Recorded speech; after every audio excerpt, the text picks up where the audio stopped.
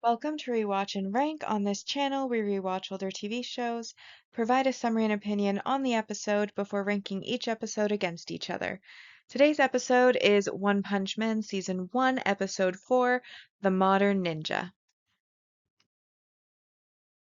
The episode in a nutshell is just a brief reminder of what happens within this episode. So the episode begins with a man named Hammerhead and his gang compatriots, accomplices, followers making a declaration that they shouldn't have to work. That people who work are slaves to their companies, they don't make enough to actually sustain a lifestyle that one would enjoy, and therefore those who want to work should be allowed to work, but anyone who doesn't want to work should also be allowed to not work and be supported by those who do work, and that would then be a utopia. And in order to make their point, they are going to go ahead and destroy this billionaire Zeniru's apartment building. So he and his friends, they go off and they destroy an apartment building, except it's the wrong one, so then they have to go and find the right one. Mumin Rider, who is a hero, saves a balloon from a tree for a child before going ahead and confronting Hammerhead and his gang and getting defeated in one shot. We then move on to Saitama, who is in his apartment, and he's listening to the news broadcast about Hammerhead's terror, but he's saying, like, it's not that important until the newscaster points out that Hammerhead has a shaved head, and all of his followers have also shaved their heads. So be on the lookout for any bald guys. They're likely going to be terror. And then he gets upset. They stole his look. And therefore he decides he has to go out and, fight them. We then move on to Zeniru, who is in his high-rise mansion, and, he's kind of thinking that these Hammerhead people, they're not really a threat, but one of his bodyguards is trying to let him know the significance of the threat that he is facing. And then Speedo Sound Sonic, who he has hired as a bodyguard and is a modern ninja, says that it's a good thing this happened while he was still under contract, and he'll go and destroy them all so that Zeniru can rest easy. So the Hammerhead and his crew, the Paradisers as they are called, are walking through a forest because Zeniru's apartment building is on the other side of it. Has a big giant golden turd on the top, so very easy to find. And this is when Speedo Sound Sonic arrives, and he basically, so they're all in these battle suits, but the battle suits have no helmet, so basically Speedo Sound Sonic mows them all down by beheading them because, you don't have to get past a battle suit if it's exposed neck, right? So he defeats all of them, he then fights against Hammerhead, and he thinks he's killed Hammerhead because he throws a kunai into his skull. However, it's revealed that Hammerhead has a very thick skull, so he plays dead at first until Sonic shifts his attention elsewhere, and then he runs away, running into Saitama, who he thinks wants to join up with his group. But Saitama basically says, nope, he's a hero for fun. Hammerhead then tries to attack him. His hit does no damage. He unleashes the full power of the suit. And he doesn't even get punched. He just gets elbowed by Saitama, and the entire suit breaks. This terrifies Hammerhead, so Saitama tells him not to do bad things anymore and lets him go. So he runs off naked through the woods, and Speedo Sound Sonic appears and once again thinks Saitama is one of the Paradisers because he's bald, and decides to start attacking him. And Saitama kind of says that, he just wants to try out his moves. He can tell by his innocent smile, which is not innocent in the slightest. And Peter Sound Sonic then starts like moving really fast around him, bragging about how he can't be seen and he's so fast. Meanwhile, Saitama stops like every attack that he that he throws towards him. And then Speeder Sound Sonic comes out to attack, and Saitama puts up his fist, but doesn't put any power behind it. He's just holding it there. But unfortunately, because of the speed, Sonic's momentum, basically he runs into Saitama's fist on his own and hits himself where it hurts most for men to be hit. And he then decides that he and Saitama are rivals and he's going to get stronger and come back to fight Saitama in the future, but he's going to let him go for today while he's like shaking and can barely stand. Though throughout their conversation, one thing that does stick with Saitama is the fact that he doesn't know who he is. We then move away to Genos, who is being, well, while all of this other stuff was happening, at some point we saw a clip with Genos and Dr. Kusano, who is helping to repair him after the Kabuto Carnage Kabuto fight, sorry, and is talking about Saitama, and Dr. Kusano says that he must really like Saitama and he must be really strong for him to go on about him this much. And then he basically says that he's creating some upgraded parts for Genos, and once those are done, he may even be stronger than Saitama, which, of course, Genos is happy about. We also see a brief snippet scene where Hammerhead is once again saved by his thick skull when a couple of cyborgs, potentially linked to the Mad Cyborg, attack him for stealing the battle suits from the organization. And Hammerhead promises to himself as he's laying there faking dead that he will get a job. Meanwhile, back at Saitama's apartment, Genos has arrived and Saitama wants him to leave because he's dealing with the revelation that nobody knows who he is, all the villains that he's defeated for these people, and they don't know him. They don't remember that he did this. He's done more work than any hero he's ever heard of, and yet he's completely unknown, and this is just absurd. And then Genos asks him, "Are you registered on the hero registry?"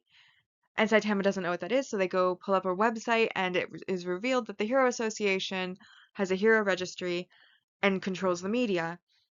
And so any self-proclaimed hero is a weirdo, and any registered hero who happens to be near or at the scene is given the credit for all of Saitama's kills because he's not registered with them. So Saitama decides he's going to register, and Genos decides to go along with him so that he can be his official disciple. And then the post-credit scene is them arriving at the testing center.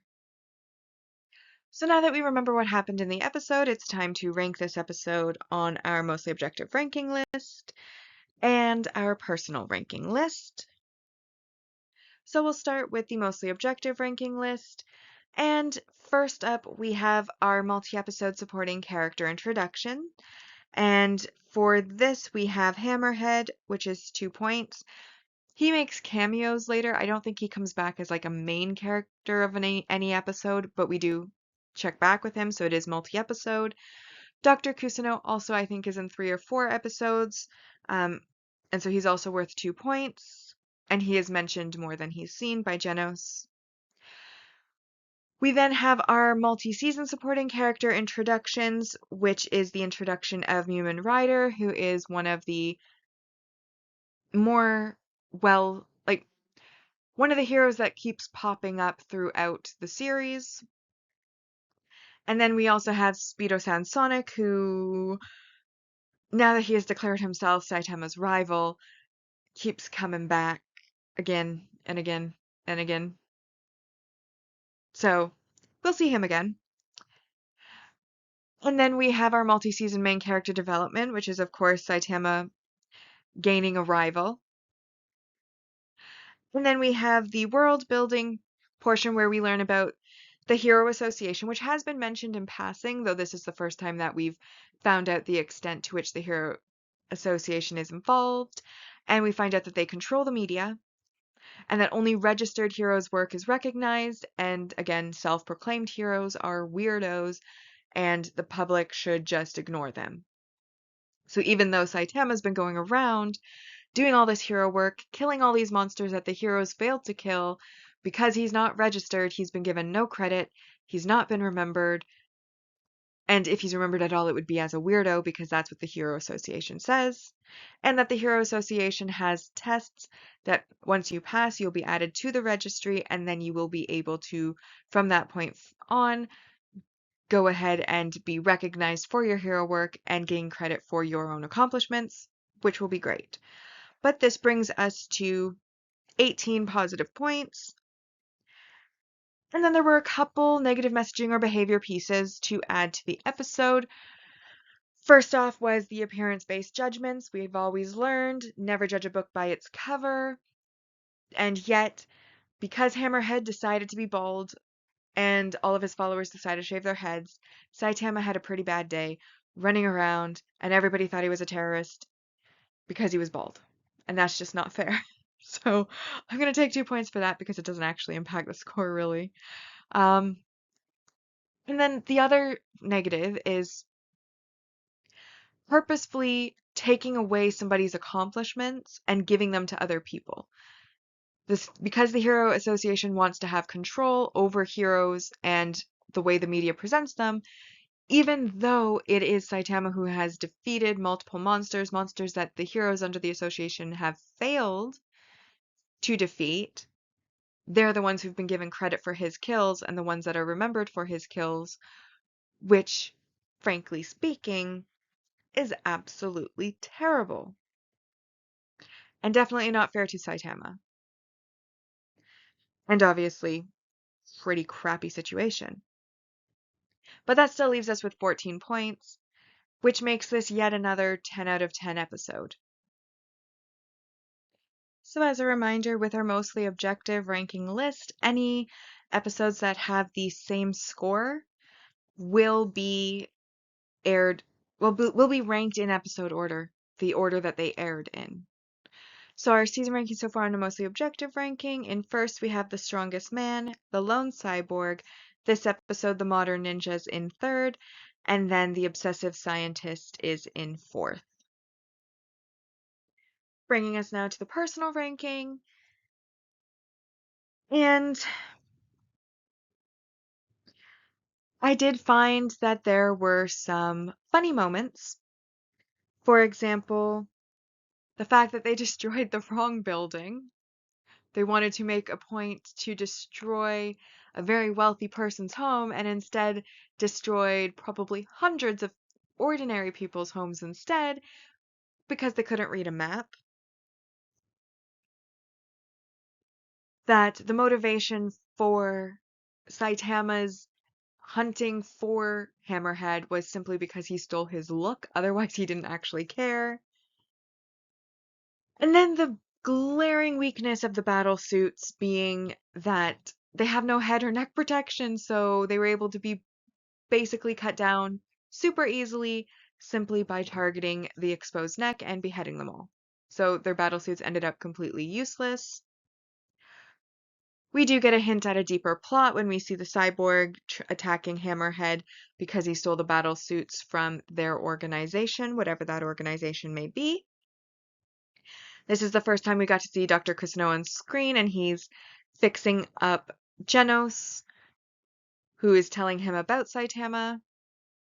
We also are learning about the Hero Association and that Saitama and Genos are going to be taking the test. But ultimately, even though the Hammerhead group, the Paradisers, had some funny moments, at the same time it was kind of like, not my favorite plot points. I mean, honestly, there is something to be said about people being able, like, having a job, spending hours upon hours upon hours of their life that could be better spent on themselves, on a company, and then not even being able to make enough off of that job to support having a home, having a vehicle, having a family, things like that. That is something that I've seen brought up in political commentary quite often, that lack of true reward for all of the effort that you are putting into a job, and why there are some young people who don't want to work anymore because it's like, yeah, I'm working, I'm giving 8 hours, 5 days a week to this company that can't even pay me enough for me to have the things that I should be able to get from working, like a house, like a car, be able to support a family, etc., etc. So I understand where the Paradisers plot came from. However, they were going about it completely the wrong way, I would think, because obviously people who are working hard. They should be supporting themselves. They should not be supporting a bunch of freeloaders who just don't want to work. That's a bad take, obviously. And I do like how after the cyborg attacks him in his head, he agrees that he should go get a job. So that resolves itself. But ultimately, like, I didn't think, apart from Hammerhead getting repeatedly defeated by multiple different people, his plotline didn't really have much of an impact, at least for me, on the storyline. I did like Saitama and Sound of Sonic's interaction. I thought it was hilarious. I like how Sonic's one-sidedly declared himself Saitama's rival, that it was his own momentum that ended up harming him and ending the fight. And I also, as I'm rewatching this, I know that he does come back to fight Saitama on multiple occasions because, quite frankly, he has decided that they're rivals. So he's going to show up all the time. Well, not all the time, but frequently enough that he's a memorable character. And then the end of the episode setting up for the next one to go ahead and enter the Hero Association to be officially registered as a hero.